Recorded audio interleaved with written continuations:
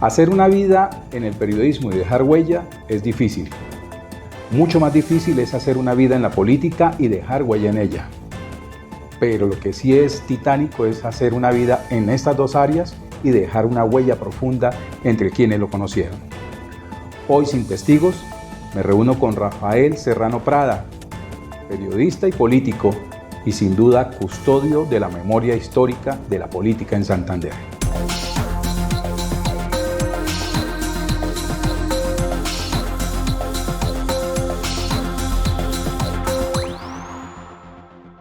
¿Quién fue primero?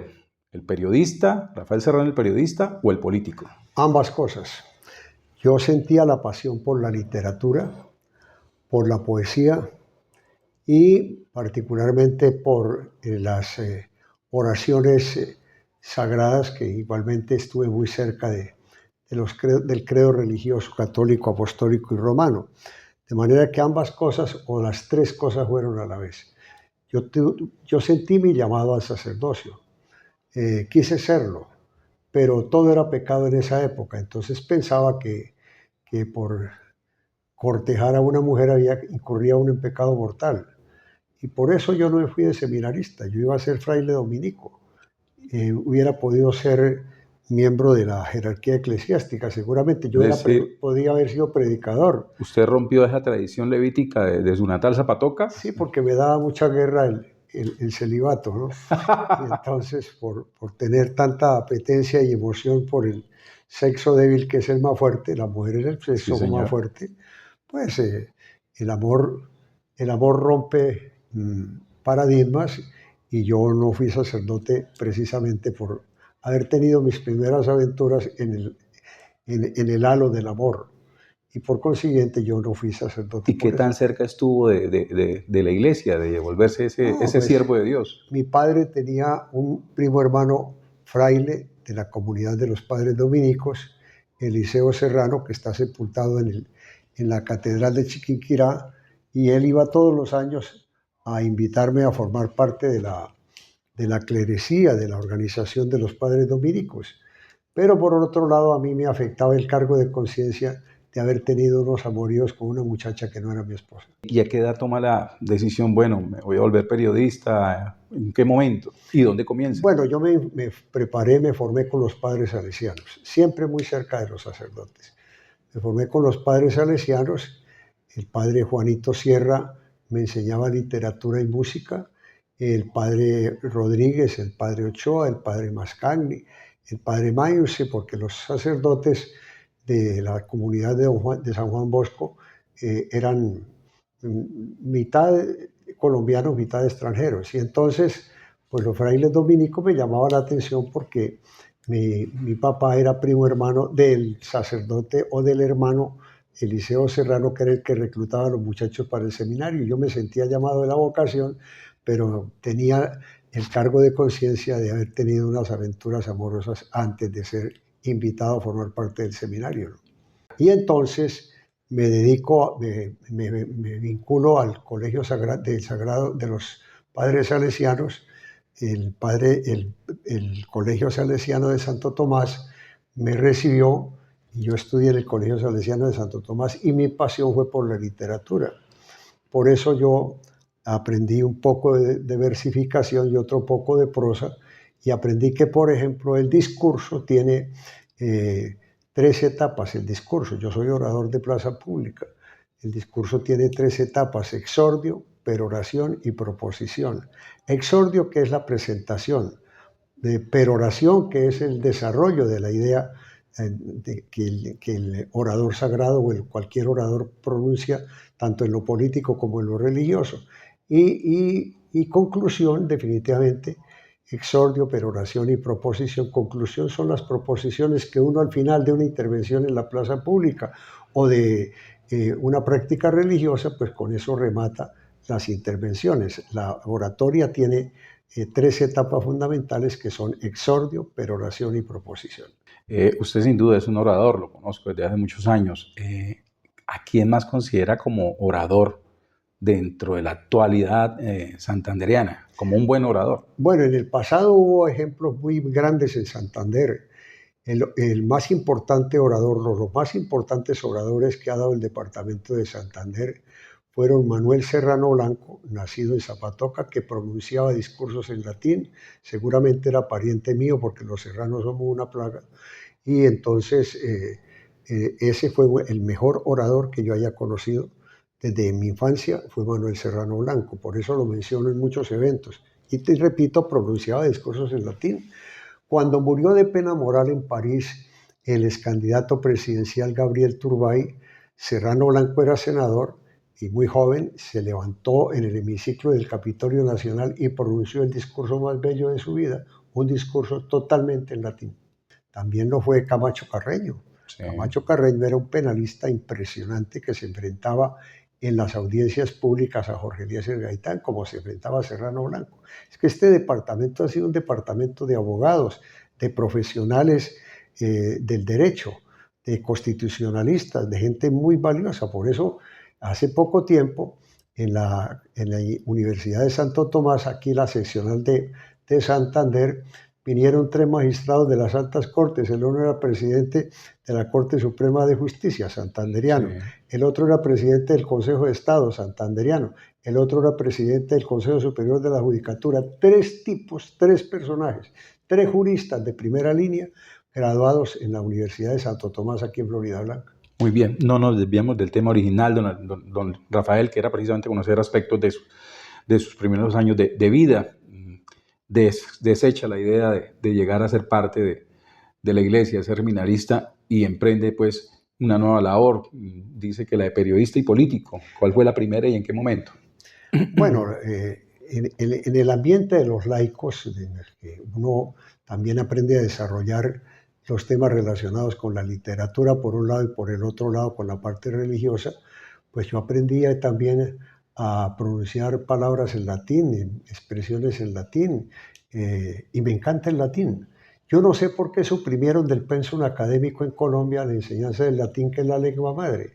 El periodista debe saber cuál es el origen de la lengua castellana, por qué fluyen las ideas en castellano, de dónde nació precisamente la lengua castellana, de dónde nació el francés, de dónde nació el inglés, de dónde nació el portugués, de dónde nacieron las lenguas lacias que vienen precisamente de la enseñanza del latín. Pero la pregunta, ¿cuándo comenzó Rafael Serrano a ser periodista? Yo comencé primero en la vida política a los 16 años. Yo era un agitador político en Zapatoca que recibía, junto con otros muchachos de mi misma generación, recibía por lo menos al doctor Gilberto Alzate Avendaño. Me escuchaba, me gustaba la oratoria de Gilberto Alzate Avendaño y de sus anécdotas. Era un tipo que yo no sé por qué no llegó a ser presidente. En alguna época se decía que Colombia tenía un partido álvaro alzatista o laureanista y alzatista. En fin, había las denominaciones de ese orden. A los 16 años empecé a hacer política. En Zapatoca. No como candidato, sino como agitador. Como activista, agitador. Como activista, así se ¿Y cómo es eso que formado en un seminario, donde pues obviamente se les inculca algunas ideas algo liberales, resulta familiarizado, sintonizado con el Partido Conservador? Es que el Partido Conservador tiene doctrina. En Colombia hay 36 partidos políticos y solamente 2 tienen doctrina y prevalecen con el paso del tiempo. El Partido Conservador de Colombia es el partido político más antiguo del mundo, fundado por Mariano Espina Rodríguez y José Eusebio Caro. 100 y pico de años, casi 200 años tiene la idea conservadora en Colombia y está reglamentada en unos estatutos que ahí están en la punta de la mesa y que yo se los explico a quienes vienen por aquí y me preguntan: ¿y usted por qué es conservador? Le digo: lea este catecismo. Este también es el catecismo del Partido Conservador. ¿Y en qué momento se presenta ya la oportunidad para que Rafael Serrano pues deje de ser el agitador y pase a ser el candidato, el de poner encima de la tarima? Mi paisano y cuasi pariente Norberto Serrano Gómez me había nombrado director de noticias de la cadena RCN. Aquí no existían facultades de periodismo. Las hay hoy hay 4. ¿Pero todavía está en Zapatoca en ese momento? Todavía estaba en Zapatoca, y cuando llegó Alzate a Zapatoca, y yo terminé de formarme en Zapatoca y me vine a formar parte de la nómina del magisterio. Yo fui profesor, sí, señor, a los 18 años no cumplidos. Fui profesor del Liceo Marco Fidel Suárez de Barranca Bermeja. Yo era un niño. Tan era así que los padres de familia, alguno de ellos dijo en una reunión de padres de familia que yo me confundía con los estudiantes, porque yo era muy joven, tenía 18 años no cumplidos y fui profesor de quinto año de primaria del Liceo Marco Fidel Suárez de Barranca Bermeja. Se me derretía la tiza en la mano cuando pasaba el tablero a los muchachos, se me derretía y me entregaban toda la comunidad del colegio del Liceo Marco Fidel Suárez de Barranca Bermeja los domingos para que yo la llevara al colegio, al otro colegio, al Colegio Oficial de Barranca Bermeja, a la obligación de escuchar la Santa Misa, de asistir a la Santa Misa. De manera que me fui formando simultáneamente en lo religioso, en lo pedagógico y también en lo político. Me llamó siempre la atención la política porque en mi familia, mi padrino de bautismo, Luis Alfredo Prada Otero, él fue comandante civil y militar de la ciudad de San Vicente de Chucurí en la época de la violencia de los dos partidos y don Luis Alfredo Prada Otero era un hombre aguerrido que no le tenía miedo a la muerte y que enfrentaba a la chusma que había en aquella época, que la chusma se le decía que era la chusma liberal. Sí, señor. Y don Rafael, bueno, pues ya sabemos, fue primero el político, a los 16 años agitador, a los 18 no cumplidos entra a la docencia, ¿sí? Entonces fue primero un ser político y logrando frutos desde muy temprano. ¿Y el periodismo cómo llega? Y al periodismo llego porque meses después de estar, me nombran aquí en Bucaramanga, en la Contraloría General de Bucaramanga. El contralor se llamaba Arturo Romero Mesa. Ya hace muchos años murió Arturo Romero Mesa, era un gran jurista, y llego a trabajar como funcionario de la Contraloría Municipal, como revisor de cuentas de la Alcaldía de Bucaramanga. Yo tendría 20 años, 21 años. Y entonces empiezo a llevar artículos al periódico El Deber, que todavía existía, del periódico El Deber, fundado por Manuel Serrano Blanco y por otro personaje muy importante que hubo en aquella época, el periódico El Deber. Yo llevaba columnas al periódico El Deber, Jorge Gutiérrez Reyes me recibía los escritos y me los colocaban en el periódico El Deber. Y también me llevaba escritos al periódico El Frente y el poeta Ortiz González, o mi gran maestro, el doctor Ciro Emilio López Mendoza, también me invitaba a que escribiera.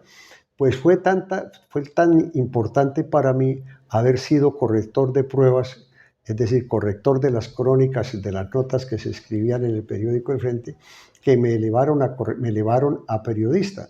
A mí me graduaron, yo soy un periodista formado en los talleres del periódico El Frente.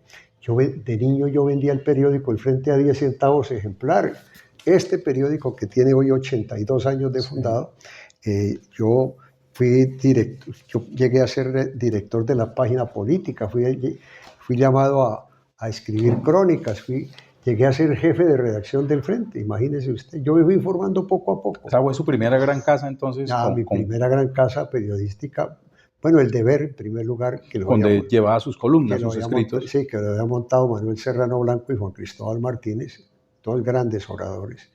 Y después, cuando llegué a Bucaramanga, me emplearon de corrector de pruebas en el periódico El Frente, y yo tuve la oportunidad de pasar con las circunstancias de tiempo, modo y lugar, tuve la oportunidad de pasar a ser redactor de planta del Frente. Yo no pasé por ninguna universidad. Yo soy un periodista empírico. Aquí trabajan conmigo 8 periodistas graduados en universidades, pero el único que no se graduó en la universidad soy yo. Veo entonces que todo fue muy a la par, lo político, el periodismo, la docencia. ¿La dejó en ese momento para dedicarse de lleno al periodismo? Después de haber sido profesor en Barranca Bermeja, en el Liceo Marco Fidel Suárez, donde uno de mis alumnos ya fue alcalde, que es Darío Echeverri Serrano, a mí me nombraron, después de Barranca, me nombraron por el departamento de Santander. La señora Luisa Emma Mantilla de Romero me nombró director de las escuelas de Barbosa, pues en el gobierno del doctor Humberto Silva Valdivieso, que era el gobernador, conservador además. Entonces fui escalando poco a poco y llegué a ser director de las escuelas de Puente Nacional también. Y de ahí, viendo que se demoraban tanto los sueldos del magisterio, nos pagaban 405 pesos mensuales, 405 pesos mensuales ganaba el profesor en aquella época. Entonces yo me cansé de eso, de que le devoraban el sueldo al educador, y yo sentía mi deseo de trasladarme a vivir a Bucaramanga. Por eso aquí llegué y me empleó el poeta Rafael Ortiz González y el doctor Ciro López Mendoza, abogado y abogado civilista, me emplearon como corrector de pruebas del frente y luego me subieron a redactor de planta. Yo fui redactor judicial. Yo soy corresponsal de guerra. Sí, señor. El único curso de corresponsal de guerra que se ha dado en Colombia, en la Escuela Militar General, en la Escuela de Policía General Francisco de Paula Santander, yo asistí a eso. Y una carrera dentro del periódico El Frente, desde comenzó como columnista, desde vendedor del periódico, de vendedor del periódico, a terminar no solamente siendo el director, sino también el propietario del medio. Yo soy el único vendedor de periódicos que ha llegado a ser dueño de la empresa. Imagínese usted. Y la misma donde se formó. Y la misma donde me formé, y la experiencia que da la vida. Yo digo que la experiencia es fundamental.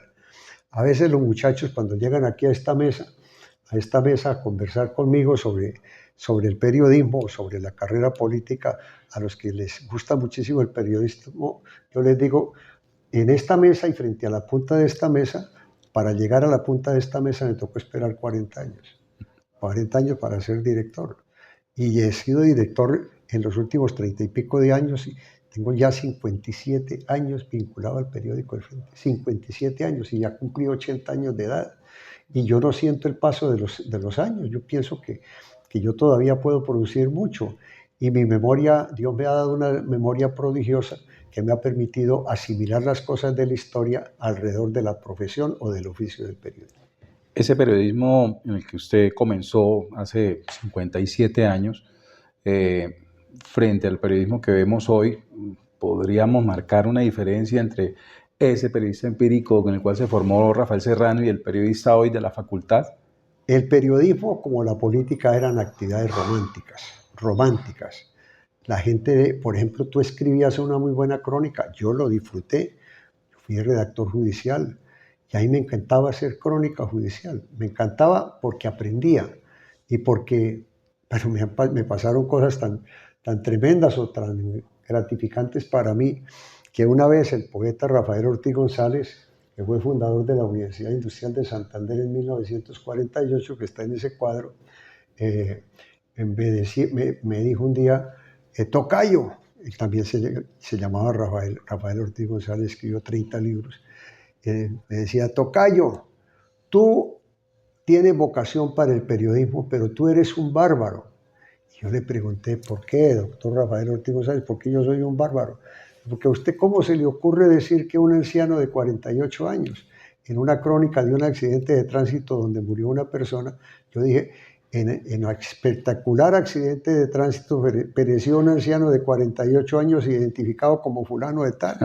Y llegó el poeta Ortiz González y revisó la crónica y dijo, no, tú eres un bárbaro, tienes vocación, pero ¿cómo va a decir que una persona de 48 años es un viejo?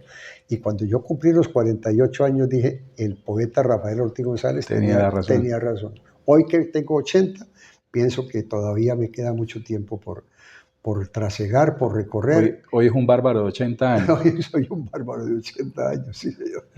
¿Y hay bárbaros en el periodismo hoy, don Rafael? ¿Los identifica en esos tiempos modernos? Hay mucho infiltrado. Hay muchas personas que se venden porque los invitan a un desayuno. Aquí hay unos falsos periodistas que los invitan a rueda de prensa y ellos son los primeros que llegan a la rueda de prensa y piden que les presten un portacomidas para llevarle a la señora, al hijo, para repartirle al vecino. Van a que les regalen el desayuno. Yo particularmente cuando voy a las ruedas de prensa no acepto ni siquiera una copa de café, ni siquiera un pocillo de café. ¿Por qué? Porque si uno va a una rueda de prensa es porque el interés es de dos vías. El interés de los medios de comunicación por conocer la verdad y el interés de las autoridades por investigar los hechos que se producen alrededor de un suceso determinado. De manera que yo tengo unos criterios sobre esto del ejercicio del periodismo. Me parece asqueroso lo que hacen. Por lo menos el 80% de los que van a la gobernación de Santander o a la alcaldía de Bucaramanga a ruedas de prensa no tienen medios de comunicación para difundirlo, pero van detrás del almuerzo, del desayuno o de la comida.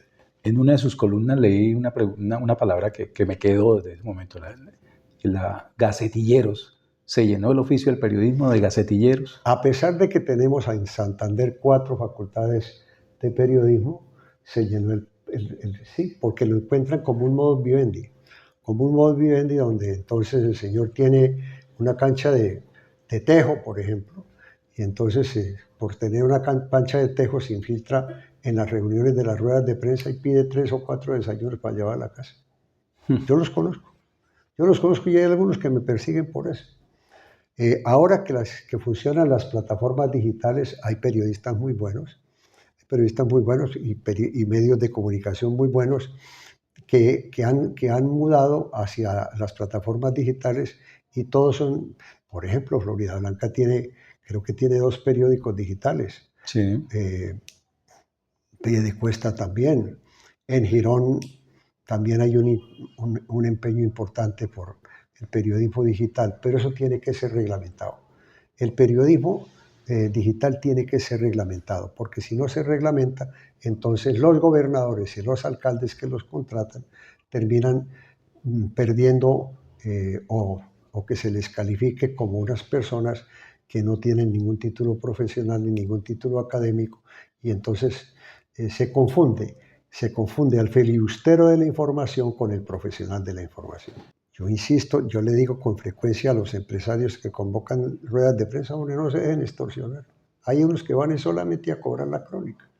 Y eso no está bien, porque los medios de comunicación se sostienen precisamente con la publicidad, con todo eso que está legalizado. ¿No cree que ese defecto del periodismo, estamos hablando específicamente del periodismo en Santander o acá del área metropolitana de Bucaramanga, hay responsabilidad por parte de las agremiaciones en que hayan dejado crecer ese tumor dentro del oficio? Aquí existía hace muchos años el Colegio Nacional de Periodistas y a nivel nacional yo fui elegido 7 veces como presidente del Colegio Nacional de Periodistas de Colombia, y en su nombre yo tuve que asistir a unos procesos de paz en el Medio Oriente. Yo estuve en los temas relacionados con la guerrilla palestina, en los temas relacionados con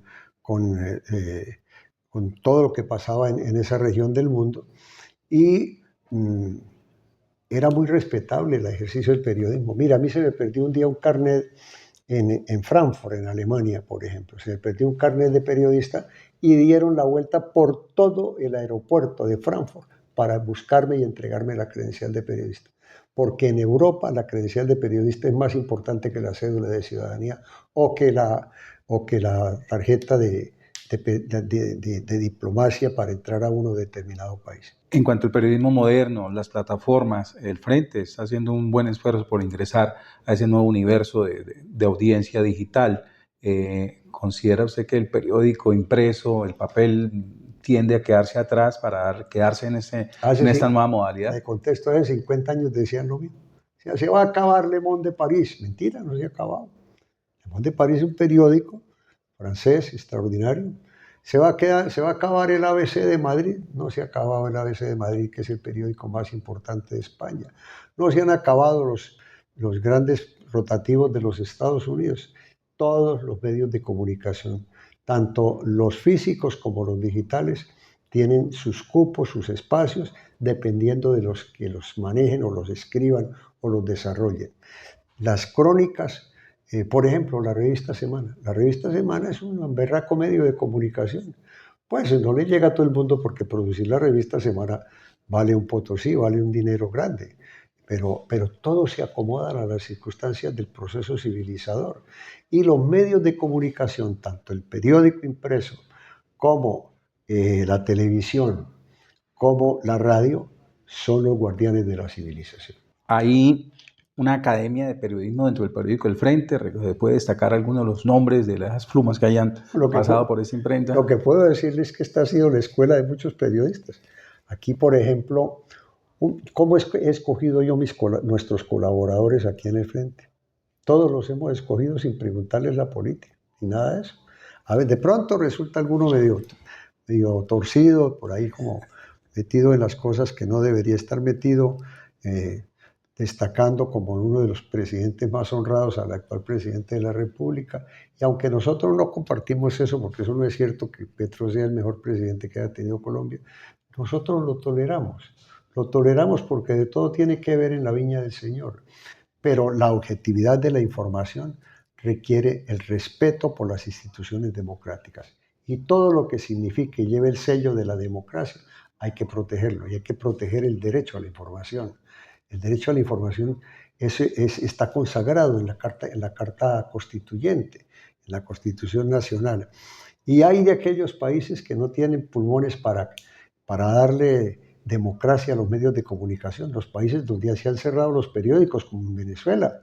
¿Por qué existe la dictadura en Venezuela? Porque el gobierno es un gobierno de bandidos. ¿Por qué existe la dictadura en Nicaragua? Porque es un gobierno de bandidos, el gobierno de Daniel Ortega y de su amante, que es la vicepresidenta. ¿Y por qué no hay democracia en Cuba? Por Dios. ¿Y para dónde va Colombia si pretenden perpetuarse en el poder? La gente dice que Petro se quiere perpetuar en el poder. A mí me parece que Petro tendrá que respetar la Constitución y las leyes de la República, si no vamos para una guerra civil. En esa intención de perpetuidad en el poder, podríamos decir, no me consta, pero tampoco lo dudo. Tú lo has dicho, como dijo Cristo en el Calvario. Don Rafael, volvamos en retrospectiva, volvamos a esos inicios suyos precisamente en la política. Llega a ser funcionario de la Contraloría de Bucaramanga. ¿Cuándo llega el momento en que le dicen, bueno, va a ser candidato y cuál fue ese primer cargo de elección en el cual usted enfrenta a un proceso electoral? Llega el momento en que yo soy director de noticias de Caracol. Yo fui director de RCN 7 años, director de Caracol 5 años, hasta que el presidente de Caracol me dice, don Fernando Londoño, Henao, me dice, Rafael, Caracol no puede aceptar que un director regional de noticias de Caracol sea dirigente político. Usted tiene que definir o es dirigente político o es dirigente de un noticiero tan importante como el de Caracol. Y yo le dije a don Fernando Londoño, le dije, me quedo haciendo la política, porque yo ya estoy grandecito para ser dirigente político de Santander y quiero ser diputado. Y me hice diputado 6 veces. 6 veces fui diputado a la Asamblea. En el entretanto,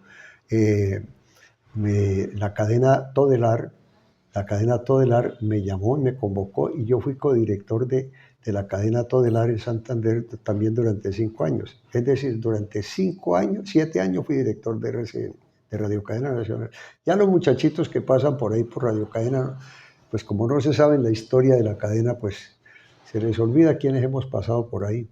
Por ahí pasó Jairo Saravia, por ahí pasó Héctor Gómez Cabarique, por ahí pasé yo. Barbaito, Saravia. Sí, claro. Después me trasladaron, el doctor Carlos Ardila compró la cadena RCN.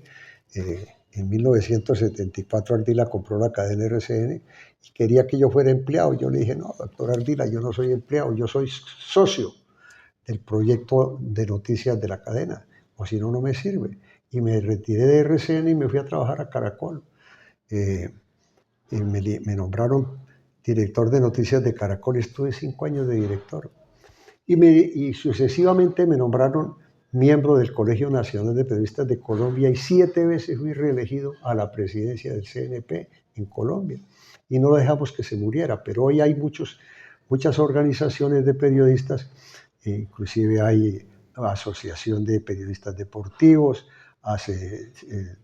hay como 5 organizaciones periodísticas y por eso no he respetado el periodismo. Si el periodismo fuera una sola organización de profesionales de la comunicación, incluidos los que venimos de la experiencia, de la información, porque nos formamos en la Universidad de la Vida, y los que se forman en las universidades tendríamos una fuerza impresionante. Pero esa misma agremiación a la que usted con honor dice pertenecer, la del Colegio Nacional de Periodistas, también ha caído en errores garrafales frente a la inclusión de algunos miembros que no representan para nada al medio, al gremio. Usted tiene toda la razón, pero yo no puedo mirar para atrás porque si uno mira para atrás queda convertido, como la mujer de Locke, en una estatua de sal. ¿Y se puede pensar en una purga en el periodismo? Debería serlo. Por eso es que la gente que sabe de periodismo, la mayoría no asiste a las ruedas de prensa, porque están hartos de que le lleguen 100 o 150 periodistas cuando de todo ese fardo de escribanos o o de cronistas, solamente el 20% son profesionales o son personas de experiencia en la información. Elegido a la Asamblea de Santander como diputado, fue su primera aspiración. Sí. Quiere decir que el cargo de concejal no lo ha ocupado. El cargo de su larga trayectoria en política. No, el cargo de concejal de Bucaramanga no lo he ocupado, pero sí he sido concejal en 14 municipios de Santander y se los menciono: El Playón, Río Negro, Suratá, Girón, Zapatoca, San Vicente, Petulia, Socorro, Villanueva. Y esa fue en la época donde él se podría ser concejal en varios municipios Sí, al mismo tiempo. se podía hacer, y yo lo fui en San Vicente de Chucurí. En mi larga vida como deportista, como periodista, también fui diputado y quise crear los municipios del Playón, que soy Usted es fundador de 2 municipios en Santander, entiendo. Yo fui creador, yo soy autor de la ordenanza que le dio vida jurídica al Playón, que pertenecía a la jurisdicción de Río Negro, y le di vida jurídica al Carmen de Chucurí, que hoy es tan importante como San Vicente de Chucurí, y de pronto un poquito más si se descuidan los chucureños. Entonces llega a la Asamblea Departamental, se hace elegir en 6 periodos, 7 periodos. 6 periodos fui elegido diputado. Diputado de Santander, y hace el paso a la escena regional ya. Doy tránsito a la Cámara de Representantes en una fórmula con el doctor Jorge Sedano, que venía de ser gobernador de la administración del presidente Belisario Betancur. Habíamos hecho el equipo del Movimiento Único de Renovación Conservadora y yo fui representante a la Cámara en 1986, 1990, 1992, cuando vino la revocatoria del mandato a los parlamentarios. Me volví a presentar y volví a ser representante de la Cámara, 4 periodos. Una circunstancia amarga de mi vida me obligó a retirarme. Ya tocamos este tema, porque de todas maneras usted como representante de la Cámara también fue protagonista de la historia política de Colombia, al ser parte de los delegados de paz del gobierno para iniciar diálogos en Venezuela con la coordinadora guerrillera. Es que cuando, por la percepción extrasensorial que la tengo muy desarrollada, me di cuenta que mi vida corría peligro. En una sesión de la Cámara de Representantes, donde estaban parlamentarios como Óscar Reyes Cárdenas, donde estaba Enrique Barco Guerrero, donde estaba Jorge Sedano, a mí me dijeron que tocaba irme del país. Me tocaba irme del país porque me querían matar. Entonces, ¿y cuáles eran los motivos de esa amenaza? Porque yo era defensor del Partido Conservador y porque yo protestaba que nos asesinaban a una persona. Es que en el departamento de Santander hubo una violencia política de las guerrillas del ELN, del Frente 23 de las FARC, del Frente 12 de las FARC, del Frente Cuarto de las FARC, que era en Cimitarra. En fin, hubo una época en que estaba todo el departamento invadido de guerrilla. Por eso aparecieron los grupos paramilitares, porque los grupos paramilitares en Santander fueron una respuesta a la falta de autoridad de las autoridades militares y de policía, porque no tenían el equipamiento para enfrentar a la guerrilla. Y entonces a uno le tocaba buscarse la manera de que lo protegieran las autoridades, y yo tuve en una época de mi labor parlamentaria tener que ser escoltado por 5 agentes de la seguridad. ¿Y cómo asume esa amenaza a su vida siendo parlamentario? Me indultaron, y debo decir que me indultaron porque como yo hice crear la Comisión de Paz del Congreso de la República, de la Cámara de Representantes, estos tipos dejaron de estar obstinados del interés que tenían en sacarme de la fila. Y yo pronuncié un discurso en la Cámara de Representantes en 1990 diciéndole al Congreso que yo seguramente no podía volver porque mi vida corría peligro. Fueron donde el presidente César Gaviria, varios parlamentarios, y hablaron, y yo fui también, y hablaron con Gaviria para que me sacara del país porque mi vida corría peligro. Y yo preferí que me dejaran más bien un grupo de escoltas, y a mí me pusieron 3 o 4 escoltas para que me acompañaran, y yo realizaba mis recorridos por el departamento de Santander y tenía autorización para portar armas. Y estos personajes que usted dice que lo indultaron, ¿tienen nombre? El ELN, claro, el ELN, el amigo, el representante del ELN en la mesa de negociaciones de paz en Caracas. ¿El paisano ahorita? No, otro. En una época muy agitada, se acercó a la mesa donde estábamos el presidente Carlos Andrés Pérez, el ministro González, que era ministro de Justicia, y yo que presidía la Comisión de Paz. Estábamos sentados en la mesa principal. En plenos diálogos de Caracas. En plenos diálogos de Caracas, y se acercó Pacho Galán, su seudónimo era Pacho Galán, su nombre de guerra, y le dijo: señor presidente, nosotros íbamos a matar a Rafael Serrano, pero como se inventó estos acuerdos de paz, vamos a ver si le damos amnistía. Por haber creado yo la Comisión de Paz de la Cámara de Representantes, pues estos tipos me indultaron. Yo vine a saber fue cuando estábamos en Caracas, pero contra mí, mi mamá, fue las oraciones de mi madre las que impidieron que me mataran. Cuando yo hice crear el municipio del Carmen de Chucurí, una mañana, vea usted las cosas de Dios. Una mañana yo iba para el Carmen de Chucurí con mis 4 escoltas, 3 escoltas, todos llevaban ametralladora. Y al llegar a una zona que se llama, bueno, ahí de Yarima hacia el Carmen de Chucurí, apareció un desfile de vehículos automotores y un poco de gente uniformada. Era el Ejército de Liberación Nacional que estaba haciendo guardia en esa carretera. Y cuando estábamos en la angustia de si nos metíamos por un desecho y salíamos en carrera, apareció un muchacho que estudiaba medicina en la Universidad Industrial de Santander y que era columnista aquí del frente, y yo no sabía que era guerrillero, y me dijo: ¿usted qué está haciendo por aquí, compa? Así ese era el lenguaje que yo manejaba. ¿Usted qué está haciendo por aquí? Le digo: voy para el Carmen de Chucurí a hacer una campaña, a hacer una reunión política, porque yo soy el autor de la creación de este municipio. Y entonces el tipo me dijo: yo tengo aquí una motocicleta, no se meta por allá, súbase a la motocicleta y nos metemos aquí por un desecho y usted nos sigue. Y con un camperolada nos metimos por una trocha y eludimos el retén que tenía la guerrilla. Cosas del Espíritu Santo, de Dios, pues de la Virgen María, de todas esas oraciones que mi madre rezaba todos los días para evitarnos la tragedia humana de que nos pudiéramos padecer una sentencia de muerte de la guerrilla. Y ese muchacho que escribía aquí, del ELN, que escribía aquí, yo vine a saber ese día que él era guerrillero. Y el tipo que me visitaba, y él escribía sobre distintos temas de carácter universal, pues ese tipo me salvó la vida. Me sacó por un desecho y me sacó de la fila a pesar de que yo llevaba 3 ametralladores. Hablemos de ese detalle, ese episodio de su vida, no de lo que sucedió, no tiene sentido, pero sí ese puede decir que fue el momento en que su vida se parte en dos en lo que tiene que ver con el político, porque al hablar uno con Rafael Serrano, uno ve que su conocimiento, su experticia, su agilidad en la política hubiera dado no solamente para tener un senador. Yo soñaba con ser ministro de Estado. De hecho, yo era pastranista. ¿Ese era su máximo tope en la política? Era la meta, sí. ¿Ser ministro? Yo quería ser ministro. ¿Y tenía definida la cartera? Sí, la cartera de comunicaciones.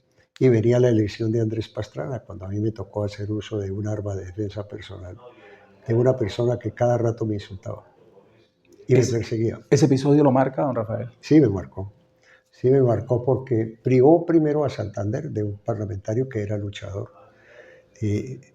Ahí se desintegró el respaldo que la clase política puede darle a regiones como Zapatoca, mi tierra, porque la persona que me persiguió durante 10 años era también de mi tierra, pero la envidia santanderiana, que es monstruosa, me condujo a tener unos enfrentamientos, una acción de defensa personal y de mi honor, en la que por mi temperamento santanderiano no era capaz de salir en carrera. Con ese temperamento santanderiano, con lo que significa un episodio de esos, sin duda, pues usted mismo lo dice, sus sueños se derrumban en lo político. Como si se abriera la tierra, eso fue como si se abriera la tierra y me tragara. ¿Cómo se levanta uno de eso? Porque es que, don Rafael, usted sí tocó el fondo del infierno tal vez con esa situación, pero también ha demostrado que en el mismo periodismo y en la misma política ha resurgido y es hoy... Toda la opinión pública de Santander me reconoció el derecho que yo tenía a autodefenderme. La defensa la defensa de la vida es un deber moral. Y yo varias veces fui objeto de que me dispararan y no me habían logrado matar. Y por eso yo andaba armado, pero ese día en que pasaron esos hechos, yo acababa de comprar una rotativa vieja en los Estados Unidos para modernizar esta empresa, y ahí se esfumaron las esperanzas. Del político. Del político. ¿Y del periodista? Aquí estoy todavía. Aspiro a que Dios me permita, cuando cumpla 100 años, estar dirigiendo este medio de comunicación, si es que se puede. Hay que pedirle al Altísimo que lo proteja, a uno. ¿Y en las oraciones de mi madre, que fueron tan importantes en mi vida, porque mi mamá sufría mucho porque yo estaba en la política. Pero la política yo la tomaba como un deporte, como una defensa de las ideas. Yo, mira, ya tengo el catecismo, el catálogo de la filosofía conservadora, y cuando la gente viene aquí, usted puede observar que es un librito ya muy trajinado, pero aquí está toda la doctrina del Partido Conservador. Y este partido político tiene doctrina, como tiene doctrina el Partido Liberal. Los demás partiduchos que han creado en Colombia no tienen doctrina. Hay que sacar ejemplares de eso para distribuir, para formar. Sí, claro. Y sobre todo a los muchachos de las universidades públicas. Uno dice, pero ¿qué pasa con las universidades públicas? Si a los jóvenes de las universidades públicas les enseñaran la milicia y el derecho constitucional para proteger la integridad del país, otra cosa les cantaba, porque no habría guerrilla en Colombia. Primero, porque la guerrilla nació como una respuesta a circunstancias relacionadas con el monopolio del poder en el Frente Nacional. Y segundo, porque las universidades públicas se llenaron de células guerrilleras que lo que van allá es a medrar, a comer rico en los restaurantes de las universidades públicas, se demoran hasta 20 años haciendo el mismo semestre y le hacen mucho daño a la gente que sí quiere prepararse y estudiar. Inicia la recuperación del periodista, que hoy todavía lo tenemos en compañía, en una época difícil para el periódico El Frente. Yo recuerdo que hubo una época en la cual el periódico El Frente era visto como el órgano informativo exclusivo del Partido Conservador. No se le veía como un medio donde nutrirse de información y conocer el acontecer de la región. ¿Cómo logra hacer esa transformación? O sea, decaído en su vida política, en su vida pública, el ejercicio del periodismo, pues obviamente cada época más difícil de la anterior. Porque hemos sido respetuosos del pensamiento de los distintos sectores de la sociedad colombiana. Nosotros entendemos que los pobres pues reclaman por sus derechos y hay que trabajar preferencialmente por los pobres, pero también sabemos que hay que respetar el patrimonio económico de las personas, patrimonio obtenido a justo título, no el capital que amasan los grupos de bandidos del narcotráfico, no el capital que proviene de los robos que hacen las guerrillas de las FARC o los grupos armados ilegales como el Clan del Golfo, etcétera. No, el derecho de las personas, sean pobres o sean ricas, es a vivir en un país pleno de comodidades para todos y que se les respeten los derechos tanto a los pobres como a los ricos. Y si se logra esa reconciliación entre unos y otros, viviremos en un país en paz. De resto, si no se respeta la formación académica, si no se respeta la formación política, apague y vámonos porque se acabó la democracia. Resumimos un momento político del país, el que está viviendo en ese momento ante un presidente que podría tener intenciones de perpetuarse en el poder, de no respetar la Constitución en ese sentido. Y ha dicho una frase ahora de que es necesario buscar una reconciliación. Hace un año precisamente me reuní con el excongresista Oscar Reyes en El Socorro y él manejaba la tesis que para salvar a Colombia era necesario llegar a un momento de perdón y olvido, una reingeniería total de lo que conocemos como Estado. ¿Es necesario llegar hasta allá? Pero el perdón y olvido hay que hacerlo dentro de la sinceridad.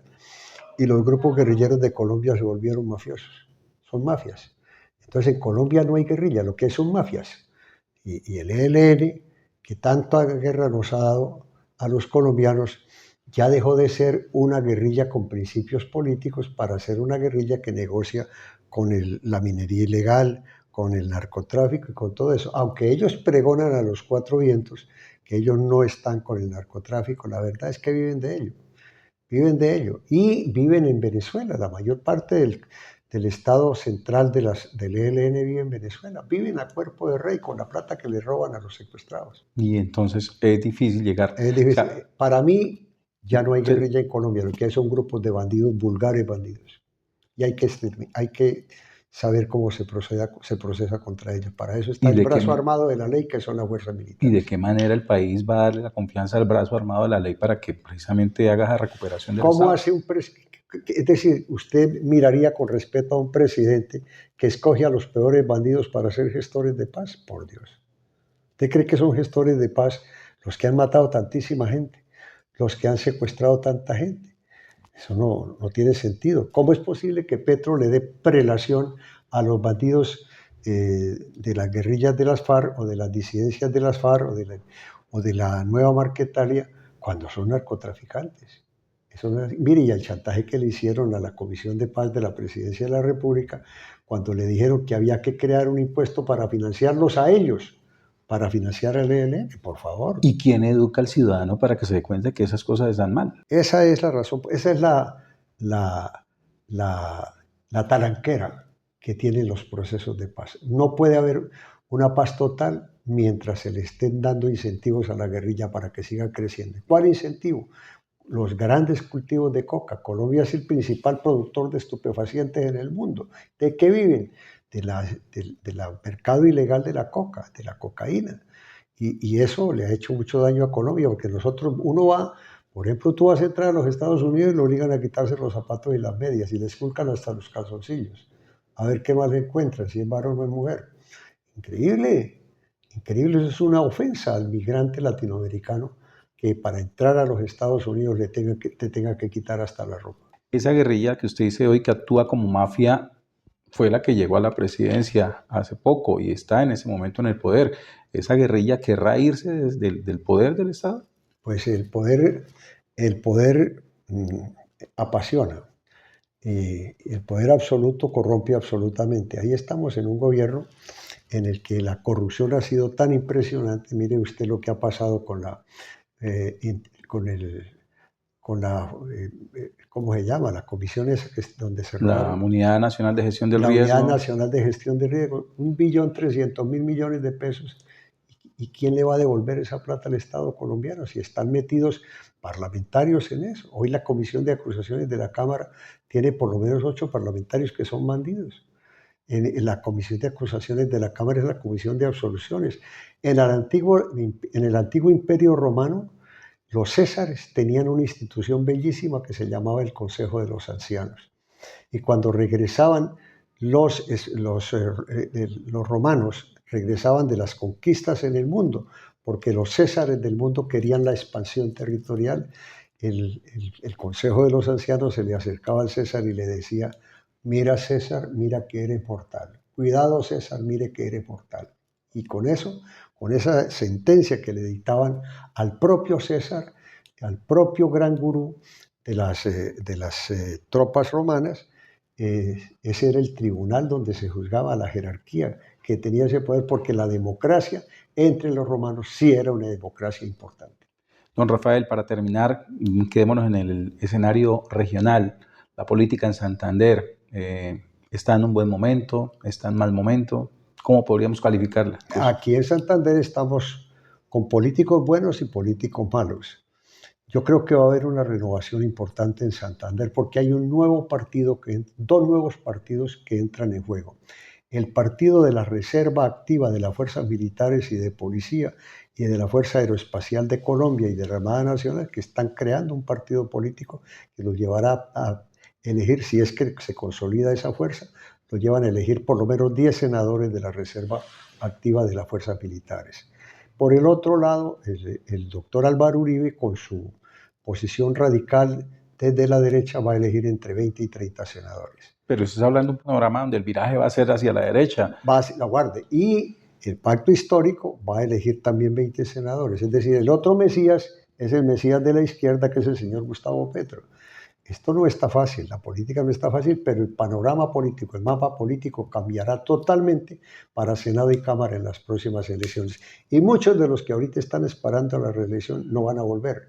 No pueden volver las 5 curules que le regalaron a las FARC. No pueden volver las 5 curules que le regalaron motu propio en la Cámara de Representantes a las FARC. Aquí en Santander hay 2 guerrilleros de las FARC, que es la compañera sentimental de Tiro Fijo, de Manuel Marulanda, que es senadora de la República sin haber puesto un voto, y el señor Cala, Jairo Cala. el señor Jairo Cala, que tampoco tuvo que hacerse elegir con votos, pero que él ocupa una de las curules de la FARC, de las guerrillas de la FARC, que se acomodaron a un proceso de paz. Eso no va a existir en el próximo debate electoral. Ahí van dos santanderianos. Aquí en el departamento de Santander, el pacto histórico tiene 3 senadores, o dos mujeres senadoras y un representante de la Cámara senador, son 3. El partido que creó Rodolfo Hernández tiene una parlamentaria, o tiene dos.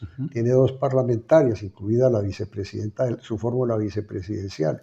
17 parlamentarios tiene hoy el departamento de Santander, y usted dice, pero ¿cuál de todos estos es el mejor? Yo diría que hay buenos parlamentarios, sí. Se perdió un buen momento en la historia de Santander. Logramos casi tener el 10% del Senado de la República en este periodo. Casi tenemos el 10%. Pero nada que mostrar. Porque todos se odian, todos entre sí se odian. Y por ejemplo, ¿quién se quedó con la curul del Partido Conservador al Senado? La que tenía José Alfredo Marín. O se enfermó, o se fue para el Tolima, o se la compraron, Huila. No sabemos si fue lo uno o lo otro, pero eso lo perdió el Partido Conservador, que aquí le puso 70.000 votos. ¿Para qué poner entonces, para qué elegir un senador del Partido Conservador si va a ocurrir lo que pasó con José Alfredo Marín? ¿Para qué cerrarle el paso a unas expresiones juveniles que quieren hacer política y no los dejan porque la campaña electoral vale 500 millones? Para el Senado, para la Cámara, es una locura. Hay que acabar con el subsidio, con los subsidios electorales que le dan a los partidos. Cuando eso era romántico, cuando era una labor romántica la política, los partidos políticos tenían prestigio, tenían respetabilidad. El Partido Liberal con su ideología, el Partido Conservador. Había un pequeño resquicio de la izquierda que era el Partido Comunista. No salían sino 2 representantes a la Cámara en Colombia. Ahora tienen 20 senadores y tienen casi 30 representantes a la Cámara. Está muy equilibrada la balanza ahora. Entonces, don Rafael, le propongo un capítulo especial para hablar netamente de política en una próxima ocasión. Una próxima ocasión para hablar solamente de política. Sí, cuando usted quiera. Espere que avance la campaña electoral, porque además hay unas cosas que están por darse en Santander. Hay 10 alcaldes que tienen problemas por supuesta doble militancia política. Va a cambiar la jurisprudencia electoral para efectos de que no se le puede exigir a un candidato a la alcaldía o a un candidato a la gobernación que mire a ver quiénes son sus amigos para que no haya doble militancia. Injustamente han castigado a varios alcaldes y gobernadores, los han castigado, como acaban de castigar al de San Andrés y Providencia, porque se reunió con unos amigos que no eran de su partido político, entonces doble militancia. Pero esos alcaldes que están ahí con ese problemita, sí cometían el mismo error, en lugar de rodearse de políticos, de verdaderos asesores, prefirieron darle cupo a cortesanos y agitadores de incienso. Así es, de manera que espere que allí se vayan acercando las elecciones y le cuento qué más va a pasar.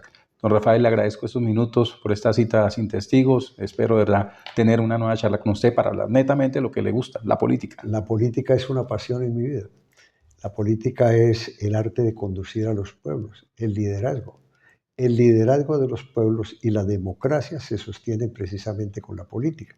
Y la política debería ser como una especie de devoción, como una especie de catecismo, así como le existe la religión católica, que tiene sus estatutos, sus principios. Puede creer en la doctrina conservadora, en la doctrina liberal, otras veces en la doctrina de cambio radical, o seguramente en el pensamiento de Álvaro Uribe. Pues eso tiene que recomponerse, porque el día que desaparezca la democracia se acabó este país. Recuerdo una frase de mi profesor de Derecho Penal, Ángel Yesid Rondón Galvis. Le escuché una vez decir, la política es el segundo oficio más antiguo de la humanidad y en muchos aspectos se parece al primero. Vea usted, para que vea, tiene razón. A mí me gusta comparar lo que está pasando con lo que ocurrió con la mujer de Lot, que le dijo el Señor a Lot, saque 5 personas que merezcan que yo no incendie, no destruya este pueblo. Y no los encontraron, no había 5 justos para defender a Sodoma y Gomorra.